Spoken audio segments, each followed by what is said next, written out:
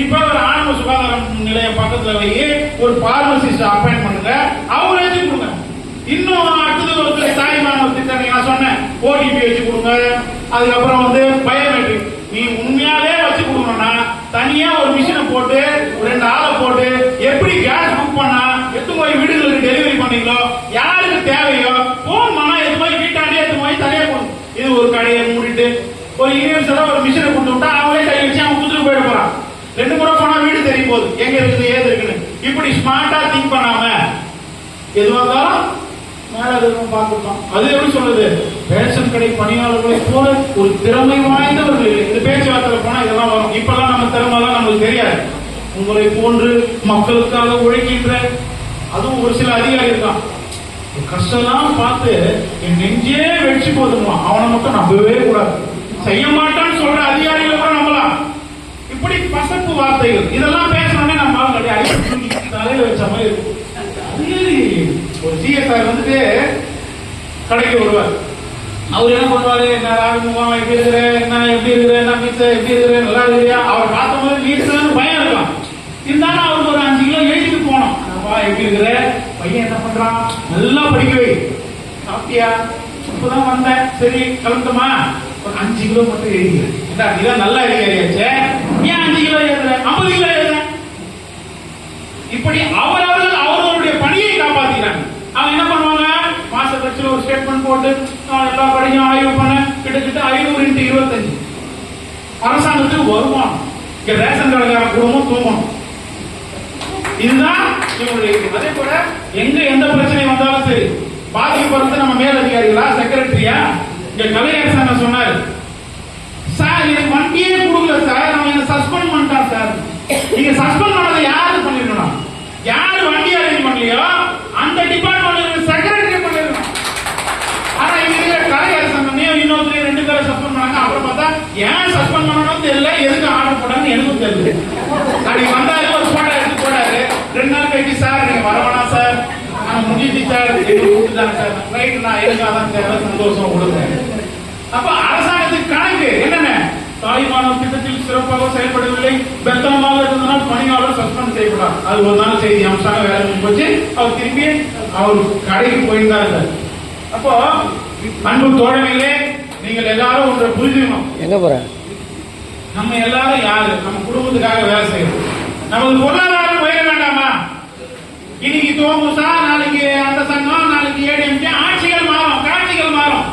என்னைக்கும் உங்களுடைய தோளோடு தோளாக உங்கள் பொருளாதாரத்தை உயர்த்தக்கூடிய அளவுக்கு பின்னாடி நிற்கக்கூடியது இந்த தமிழ்நாடு அரசு ரேஷன் கடை பணியாளர் சங்கம் என்றும் இருக்கும். நிர்வாகிகள் மாறலாம், ஆனால் சங்கத்தினுடைய கொள்கையும் கோட்பாடும் என்றும் மாறதுக்கு. ஏன்னா இது வந்து விரிச்சம், இந்த பிரபஞ்சம் எவ்வளோ இடத்துல இருக்கு. கூட நீ அந்த மாற்று சங்கத்தை பத்தி நான் எதுவுமே பேசக்கூடாதுன்றதுக்காக தான் சொல்றேன். ஏனென்றால் நாம் சண்டையிடுவது யார்கிட்ட சண்டையிடணும், அரசாங்கத்திட்ட சண்டையிடணும். ஆனா இனி எப்படி இருக்குது, ஐயோ இன்னைக்கு திருவள்ளூர்ல அவங்க கூட போயிட்டாங்க, ஐயோ திருவள்ளூர்ல இவங்கிட்ட போயிட்டாங்க. இதுவரைக்கும் தமிழகம் முழுவதும் என்ன எவ்வளவு பேர் தொடர்பு கொண்டாலும் எங்களது சங்கத்துக்கு நீங்க வாங்க நான் ஒருத்தரும் கூப்பிட்டதில்லை. செயல்பாடு பார்த்து வா, அப்பதான் நீங்க நிற்ப. நானா வந்து வா வா வா வா நான் கூப்பிட்டு வரச்சுன்னா அடுத்தது அவங்க அடுத்த சங்கத்தை நோக்கி போவாங்க. அப்போ நம்ம பணியாளர்களுக்கு 2 விஷயம், ஒண்ணு பணிமாற்றம் செஞ்சு கொடுத்தா நல்ல சங்கம், இன்னொன்னு வேற ஏதாவது வழியெல்லாம் இவங்களுக்கு பணிமாற்றம் பண்ணா அதை பண்ணி. யாருமே எனக்கு கோரிக்கை வாங்கி கொடு, தனித்துறை வாங்கி கொடு பல இடங்களில் பேசுறது. நீ கூட நிறைய பேர் பேசினாங்க, ரொம்ப கஷ்டமா இருக்குது. நம்ம உழைப்பு இபிஎஃப் பணமே எனக்கு இல்ல தெரியலன்னு ஒரு தோழர் வந்து பேசுறாரு. அப்போ நம்ம எந்த அளவுக்கு அறியாமே இருக்கோம். இன்னைக்கு நான் இபிஎஃப் வந்து மேனுவலா எழுதி எடுத்து போயிட முடியுமா? எல்லாம் கணினிமயம்.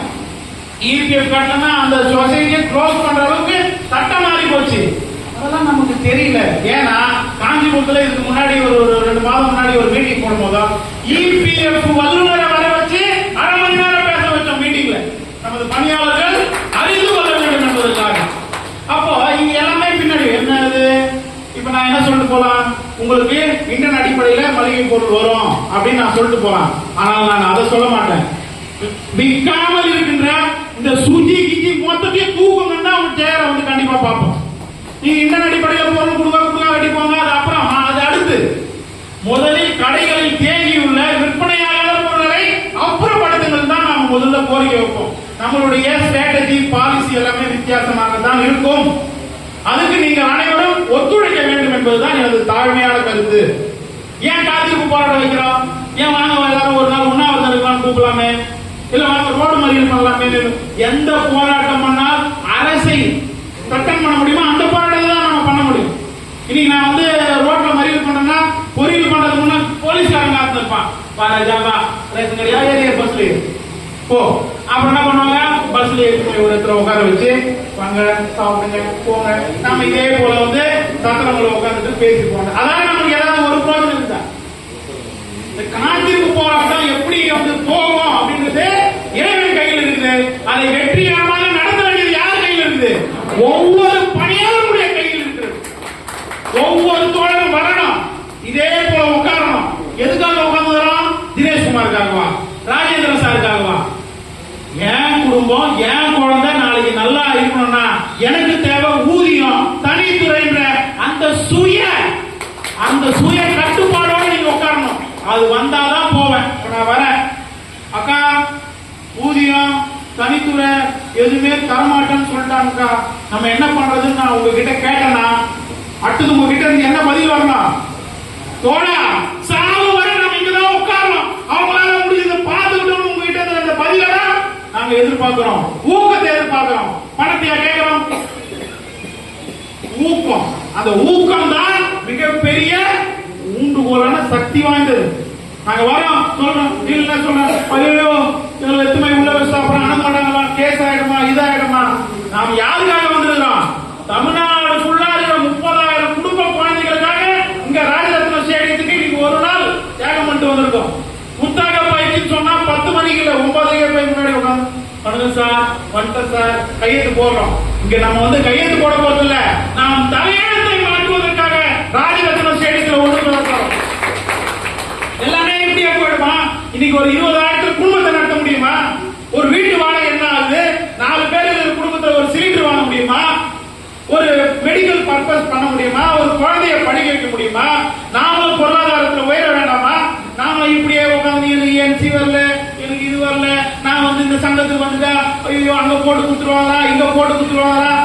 அந்த பயத்தெல்லாம் இந்த நிமிடத்தோடு நீங்க தூக்கி எறியணும். உங்க பின்னாடி தமிழ்நாடு அரசு ரேஷன் கடை பணியாளர் சங்கம் என்ற மாபெரும் அமைப்பு உங்கள் பின்னாடி இருக்கிறது என்று அந்த மன உறுதி ஒவ்வொருத்தருக்கும் இங்க வரணும். வந்திருக்கா? உங்களுக்கு எதுவாக இருந்தாலும் தோழனாகவும் அண்ணனாகவும் தம்பியாகவும் அக்காவாகவும் நாங்க இருக்கிறோம். நீங்க அதை பத்தி கவலைப்பட வேணாம். நீங்க வந்து இந்த சங்கத்துல வந்ததுனால நீ அப்பப்போ 1000 கொடு, 2000 கொடு, 3000 கொடு, அந்த கதைலாம் இங்க நடக்காது. வருடத்திற்கு ஒரு முறை சந்தா ரூபாய் 600. இந்த சந்தா எதுக்காக வாங்கணும்? எல்லாரும் சந்தா எதுக்காக வாங்குறோம்? ஒரு முறை சொல்லுங்க பார்ப்போம். நாம இது பண்ண நமக்கு இந்த திருவள்ளூர்ல இருந்து நீங்க 100 பேர் 600 ரூபாய் கொடுத்தா கன்னியாகுமரியில யாரா பாதிக்கப்பட்டா அவனுக்கு உங்க பங்களிப்பு போகும். அப்போ நம்மளால எல்லாமே செஞ்சிட முடியாது. அந்த 600 ரூபாயில அவனுக்கு ஒரு 6000 போனாலும் அதுக்கு மிகப்பெரிய வலிமை உண்டு. அந்த புண்ணியம் உங்களை சேரும். கோர்ட் கேஸ் நடத்துறோம், அபராத தொகை பண்ணோம், இங்க இருந்து யாராவது ஒரு சிங்கிள் பைசா கொடுத்துருப்பீங்களா? ஆனால் அதனுடைய பெனிஃபிட்டை நீங்க எல்லாரும் அனுபவிக்கிறீங்க. அப்ப அந்த புண்ணியம் யாரும் போய் சேரும்? அன்னைக்கு கொடுத்தா பாருங்க, அவனுக்கு போய் சேரும். ஆனால் அந்த புண்ணியத்தில் நாமும் இன்று பங்கேற்று நாம் இந்த கூட்டத்தில் பத்மாவதி திருமண மண்டபம் சிறப்பான முறையில் இங்க எல்லாரும் சேர்ந்திருக்கிறோம். எதுக்காக சேர்ந்திருக்கிறோம்? ஏதோ வந்தாங்க வெள்ளிக்கிழமை லீவு, நம்ம அருமையா வீட்டுல ஒரு சிக்கன் எதுவும் சாப்பிட்டு படுத்திருக்கலாம்.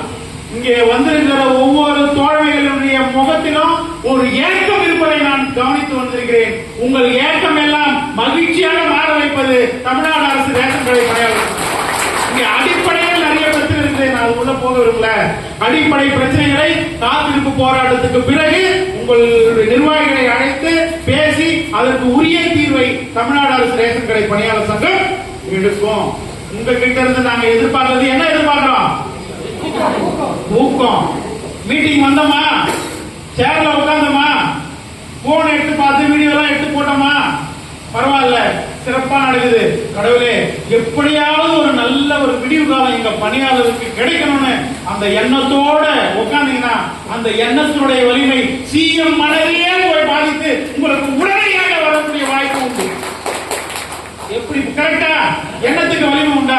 நான் ஒவ்வொரு மீட்டிங்ல சொல்லுறேன், அந்த மிஷின் சுத்தத்துக்கு 2 நிமிஷம் கண்டிப்பா ஆகும். கடவுளே எப்படியாவது தனித்துறை கிடைக்கணும், கடவுளை நம்பலையா, இயற்கையே எப்படியாவது எனக்கு அந்த தனித்துறையோ சம்பளமும் கிடைக்கணும்னு ஒரு 2 நிமிஷம் நமது பணியாளர்களுக்காக கூட்டு பிரார்த்தனை பண்ணுங்கன்னு நான் சொல்றேன். நாளையிலிருந்து ஸ்டார்ட் பண்ணுங்க. நம்மளுக்கு சிறப்பான முறையில எல்லாமே கிடைக்கணும்னு. அதுக்கு ஏதாவது நம்ம பாசு பணம் செலவு பண்ண போறோமா? எண்ணத்துக்கு வலிமை உண்டு. நான் இங்க இருந்துன்னே அங்கமுத்தாங்க நினைக்கலாம், நான் எங்க இருந்தாலும் சொல்றேன். அப்ப அந்த எண்ணம் அப்படியே அவங்க ஒரு விக்கல் கூட வரலாம். இதெல்லாம் இயற்கை. நம்ம தானா இந்த மண்ணுல எவ்வளவு நாள் இருப்போம்னு தெரியாது. அதுக்குள்ள பொச்சரிப்பு போறாம இது அது. தயவு செய்து அந்த மாதிரி குணாதிசயங்கள்லாம் நம்ம ஒதுக்கி தள்ளிட்டு பணியாளர்களுக்கு நன்மை பயக்கணும். அப்போ நம்ம எல்லாரும் யாரு? கடவுளின் பிள்ளைகள். இந்த வேலை எல்லாரும் கிடைச்சிருமா? இந்த வேலையை அவ்வளவு சாதாரணமா யாரா வாங்கிட முடியுமா? இன்னைக்கு வில்லேஜ் அசிஸ்டன்ட் கிராமத்துக்கு அலுவலர் பணி கூட 8 லட்சம் 10 லட்சம் கொடுத்து வாங்கிடலாம். ரேஷன் கடை வேலையை ஆண்டவன் எழுந்தா மட்டும்தான் வாங்க முடியும். பல பேர் பணக்கடைக்கு கூட வாங்க முடியல. இது என்ன தொழில்? புண்ணிய தொழில். இன்னைக்கு 50,000 சம்பளம் வாங்கலாம், அவருக்கு பார்த்தா பின்னவாடியில வேலை கிடைச்சிருக்கும். நம்மளுக்கு ஆண்டவன் எங்க கொடுத்துருக்கான்? 10 பேர் வாங்கி போனா 2 பேர் ரேஷனுக்கு போனேன், இப்ப நல்லா இருந்ததுப்பா அரிசி. எக்காரணத்தை கொண்டு நமது எஜமானர்கள் யார்? மக்கள் என்பதை நீங்கள் ஒவ்வொருவரும் நினைத்து பார்க்க வேண்டும். பல கடையில் அவங்களுக்கு ரெஸ்பான்ஸே கொடுக்கறது இல்லை. அதெல்லாம் நம்ம மாத்திக்கணும். மக்களால் தான் நமக்கு இந்த சீட்டு அப்படின்ற விஷயத்தை ஒரு சில இடங்கள்ல கோளாறுகள் இருக்கத்தான் செய்யும். அந்த கோளாறுகளை எல்லாம் சரி செய்ய வேண்டிய வல்லமை நமது ரேஷன் கடை பணியாளர்களுக்கு உண்டு. நம்மளை விட ஒரு திறமையா ஒரு இடத்துல வேலை செஞ்சிட முடியுமா? இவ்வளவு விஷயங்களை கட்டி ஆளக்கூடிய ரேஷன் கடை பணியாளருடைய வாழ்வாதாரம் இன்னைக்கு நீங்க அப்படி தெருவில் போன மேடம் வணக்கம் மேடம், மேடம் வணக்கம் சார், இதே மற்ற துறையில இருக்கணும், அது கிடைக்குமா? ஒரு தெருவிலே போனா ஐயோ ரேஷன் கடை போறாங்க, உடனே நேரம் பைய தூக்கு பின்னாடியே போய் கல்லு போற காலம் போய் இன்னைக்கு வரிசையில் அவ்வளவு சிஸ்டமேட்டிக்கா நம்ம பணி மாறிக்கொண்டு வந்தது. ஆனா நம்ம பணியில் இருக்கிற அந்த அழுகு மாறல. என்ன மாறல? ரேஷன் கார்டாவே ஒரு திருடு. அந்த முத்திரையெல்லாம் போய் பல நாள் ஆகுது. சமூக வலைதளங்கள்ல ஏதாவது ஒரு பிரச்சனை வந்து அதை பார்க்கும்போது அந்த மெசேஜ் படிக்கும் போது முதல்ல டேய் நீங்க பேஸ்புக் அப்டேட் பண்றீங்களோ வாட்ஸ்அப் பார்க்கும் போது ரேஷன் கார்டை அப்டேட் பண்ணுற. இன்னைக்கு எல்லாமே கையில வச்சுதான் நான் பொருள் கொடுக்குறேன். எங்க ஊரிலும் இப்படி நடக்கிறது தோழா, நீ கேமரா தூக்கி நீங்க வா. எல்லார்கிட்டையும் கேமரா இருக்குது. எல்லாருமே நீங்க பிரஸ் ரிப்போர்ட்டர் தான். ஒரு சகோதரி சொன்னாங்க, எனக்கு ஒரு பிரச்சனையாச்சு, இங்க வந்தாங்க அவங்க வந்தாங்க. உங்களுக்கு ஒரு பிரச்சனையாச்சுன்னு சொல்லாதீங்க. உங்கள் பிரச்சனை நியாயமாக இருந்தால் அது தமிழ்நாடு முழுவதும் இருக்கும் 40,000 பணியாளருடைய பிரச்சனை. அதை மட்டும் மனசில் நிறுத்திங்க. இன்னைக்கு வந்து ஒரு பிரச்சனை, ஐயா ஒரு 50 கிலோ ஏதோ ஒரு இதுக்காக கொடுத்தாரு, அவர் மாட்டிக்கினாரு, பிரச்சனை ஆயிடுச்சுன்னா எவ்வளவு பிரச்சனை இருக்குது, நம்ம அதிகாரிகிட்ட ரெக்வெஸ்ட் பண்ணி பேசலாம். இதே 50 மூட்டை மாட்டிச்சுன்னா குற்றத்தை அறிந்தே செய்பவர்களை பத்தி நம்ம வந்து பேசி போகிறதில்ல. சங்கம் அவர்களுக்கு நிச்சயமாக வராது. நான் இந்த நேரத்தில் சொல்லிடுறேன், எனக்கு ஒரு பிரச்சனை வந்தது, நான் அந்த சங்கத்துல போனேன், இந்த மாதிரி பண்ணிட்டு அவன் காப்பாத்தன்னு சொன்னாங்க. உங்களுடைய செயல்பாடுகள் ஓரளவுக்கு நேர்மையாக இருக்கும் பட்சத்தில், உங்க பக்கம் நியாயமாக இருக்கும் பட்சத்தில் உயிரே போனாலும் உங்களுக்கான உரிமையை பெற்றுத்தரும் நிச்சயமாக தமிழ்நாடு அரசு ரேஷன் கடை பணியாளர் சங்கம் என்பதை நீங்கள் ஒவ்வொருவரும் மனதில் நிறுத்த வேண்டும். அப்போ காத்திருப்பு போராட்டத்துக்கு திருவள்ளூர் மாவட்டம் தயாரா? தயார். அவ்வளவு பாஸ்டா வந்துச்சு, சத்தம் நம்ப முடியலையே. தயாரா? நீங்கள் தயாரா? அப்போ எங்களுக்கு இன்னும் பூஸ்ட் கிடைச்ச மாதிரி பூஸ்ட் ஹார்லிக்ஸ் ஏற்கனவே நாங்க அங்க காம்ப்ளான் அதெல்லாம் ரெடி பண்ணி வச்சிருக்கோம். அப்ப இங்க பூஸ்ட் ஹார்லிக்ஸ் எல்லாம் ஒன்று சேரும் போது ஒரு கலவையாக நம்ம நிக்க போறோம். நம்ம யாரு அண்ணன் சொன்னாரு, ராணுவ அதாவது ரேஷன் கடை பணியாளர் சங்கம்லாம் அது அப்படியே ராணுவ கட்டுப்பாடு. ராணுவ தளபதியிலே நாம தான். கட்டுப்பாடு ஒவ்வொருடைய மனதிலே இருக்க வேண்டும். அங்க வந்தீங்கன்னா உட்கார்ந்தமா ரைட், சங்கம் என்ன சொல்லுது, என்னென்ன நடக்குது அதெல்லாம் கூர்ந்து கவனிங்க. இங்க இருக்கக்கூடிய எல்லாமே நாளைய தலைவர்கள். இன்னைக்கு படிப்பினர் என்னென்ன பண்றாங்க, சங்கத்தில் என்னென்ன பண்றாங்கன்னு இந்த வழிமுறை எல்லாம் தெரிஞ்சுக்கங்க. தமிழ்நாடு அரசு ரேஷன் கடை பணியாளர் சங்கத்தில் அவ்வளவு எளிதாக யாராலும் இணைய முடியாது. அந்த கடவுளுடைய ஆசி இருந்தால் தான் நானே இங்க வந்து பேச முடியும். அப்படி இல்லைனாலும் ஏற்கனவே தேனி மாவட்டம் இந்த மாவட்டம் எவ்வளவு மாவட்டங்கள்ல சொல்லிட்டு இருக்கிறாங்க, பட் இணையல. பட் நல்லோர்கள் இணைந்துள்ளார்கள். நல்லோர் லட்சியம் வெல்வது நிச்சயமா? கண்டிப்பாக தமிழ்நாடு அரசு ரேஷன் கடை பணியாளர் சங்கம் உங்களது ஒவ்வொரு கோரிக்கை நீங்க சொல்லிதான் தெரியணும் கிடையாது. ஏன்னா தினமும் அதே மிஷின் குடுவோம், அதே மக்கள் கூட தான் நம்ம பயணிக்கிறோம். ஒவ்வொருத்தருடைய பிரச்சனையும் நன்காவே தெரியும். அதனாலதான் இன்னைக்கு லீவு கிடைச்சிருக்குது. அபராத தொகையை ரத்து பண்ணிக்கிறோம். எப்படியும் அடுத்த மாசம் இன்னைக்கு பிஓஎஸ் மிஷின்ல அந்த ப்ளூடூத் இருக்கவே இருக்காதுன்னு நினைக்கிறேன்.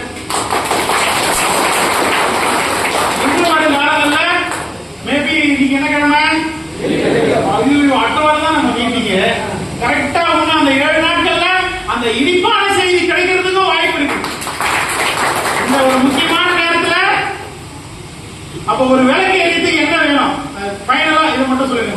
விளக்கு எரியத்துக்கு புத்து விளக்கு ஏத்துனீங்க, சூப்பரான உதாரணம். காலைல வந்த உடனே மங்களகரமா ஒரு விளக்கு ஏத்துனீங்க. அந்த விளக்கு ஏத்துறதுக்கு என்னென்ன வேணும் ஒவ்வொரு சொல்லுங்க. என்ன திரி, டீ. முதல்ல அதை அப்படியே சேர்த்து சொல்லுங்க பாப்பா எல்லாம். எண்ணெய், திரி, டீ. எண்ணெய், திருத்தி. எண்ணெய் யாருன்னு சொல்லுங்க சத்தமா. எண்ணெய், திருத்தி. எண்ணெய் திருத்திட்டா தீல எல்லாமே போயிட்டு பிரகாசமாக ஒளி கொடுக்கக்கூடிய அளவிலே நாங்கள் மாறுவோம் என்பதை இந்த நேரத்தில் தெரிவித்து இந்த அருமையான சந்தர்ப்பத்துக்கு எனக்கு டைம் இல்ல, நிறைய பேசணும்னு நினைச்சேன். நன்றி, வணக்கம். உங்களை எல்லாரையும் சந்திச்சது மகிழ்ச்சி.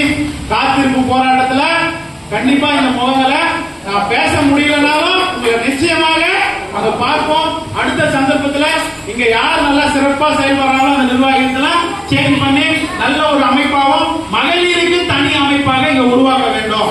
அது பெரிய அளவுல இருக்கணும். ஏன்னா மகளிர் சக்தி தான் மாபெரும் சக்தி. இந்த கூட்டத்தில் 70 ஆண்கள் கலந்து கொண்டார்கள் என்பதை விட 7 பெண்கள் வீரமங்கைகள் கலந்து கொண்டார்கள் என்பதுதான் மற்ற மகிழ்ச்சி. இருந்தாலும் யாரையும் குறைத்து மதிப்பில்லை. உங்களுக்கு நாங்களும் எங்களுக்கு நீங்களும் உறுதுணையாக இருந்தால் கோரிக்கை நிறுவது நிச்சயம். அங்க வந்து அந்த இடத்துல ஒரு 700-1000 பணியாளர்கள், பெண் பணியாளர்கள் காத்திருந்தா போலீஸ்காரே போயிடுவான். இதுவே ஆண் பணியாளர் பேசுற வாடகை சட்டத்தை நம்மளுக்கு மிகப்பெரிய பலம் யாரு? நம்ம மகளிர் சக்திகள். ஏன்னா நம்ம சங்கத்துல எந்த அமைப்பிலும் இல்லாத அளவுக்கு ஓகே. நான் நிறைய பேச வேண்டியதை நம்ம யூடியூப் சேனல் வாயிலா பேசி விரைவில் வரும். திங்கட்கிழமை என்ன நடக்குது அப்படின்ற விஷயத்தையும் தெளிவா சொல்றோம். ஐயோ இவங்க பேச்சுவார்த்தைக்கு போயிட்டாரோ, நம்ம பஸ் வைக்கலாமா வேணாவா, அட்வான்ஸ் கொடுக்கலாமா வேணாவா, போராட்டம் நடக்குமா வேணாவான்னு யாரும் என்ன வேண்டாம். 12/9/2025 காலை 9:30 மணி அளவிலே நீங்க எல்லாம் எங்க வந்து வரீங்கன்னு நாங்க எல்லாரும் விழியை பார்த்து வழியை பார்த்துட்டு இருப்போம். எல்லாரும் வருகிற மாநில மைய சார்பாக மீண்டும் ஒரு முறை வரவேற்று, பழச பத்தி யாரும் பேசாதீங்க. நான் திருப்பியும் சொல்றேன், நம்ம குறை சொல்லும் 1000 பேர் இருப்பாங்க, நிறை சொல்ல 1000 இருப்பாங்க. ஊர் வாயில அடைக்க முடியாது. என் நிலையை நான் அறிவேன். நீங்க எதுக்காக இந்த சங்கத்துக்கு வந்தீங்கன்னு எனக்கு தெரியாது. அது கடவுளுடைய நல்லது பண்ணணும் தானே வந்திருக்கிறோம். அப்ப நம்ம அந்த எண்ணத்தோட செயல்படுவோம். யாரும் மத்தவங்களை பத்தி குறை சொல்லியோ, இதுக்கு முன்னாடி இதே இடத்துல வேற ஒரு தலைவர் பேசியிருப்பாரு, இன்னைக்கு நான் வந்து பேசுறேன் அப்படின்றதெல்லாம் இல்ல. நாம எல்லாரும் ஒண்ணு, ரேஷன் கடை பணியாளர் என்ற ஒற்றை உறவு. அவர்களும் நமது உறவு தான். எனவே யாரையும் விமர்சனம் பண்றதுல ஒண்ணு இல்ல. நம்ம எதை பிடிக்குமோ அதை நோக்கி பயணிக்கலாம். ஓகேவா? கரெக்டா? நியாய விலை கடை ஒண்ணுதான், ரெண்டு தோசை தான். இந்த பக்கம் திரும்பினாலும் தோசை தான், அந்த பக்கம் திரும்பினாலும் தோசை தான். குறை சொல்வோம். குறைகளை நம்ம மேல தப்பு இருந்தா அதை திருத்திக்கலாம். எல்லாத்தையும் நிறையாக மாற்றி நாம் அடுத்தடுத்த கட்டத்துக்கு போவோம். என்னைக்கும் நம்மளை நாம நம்புவோம் என்பதை சொல்லி விடைபெறுகிறேன். நன்றி, வணக்கம்.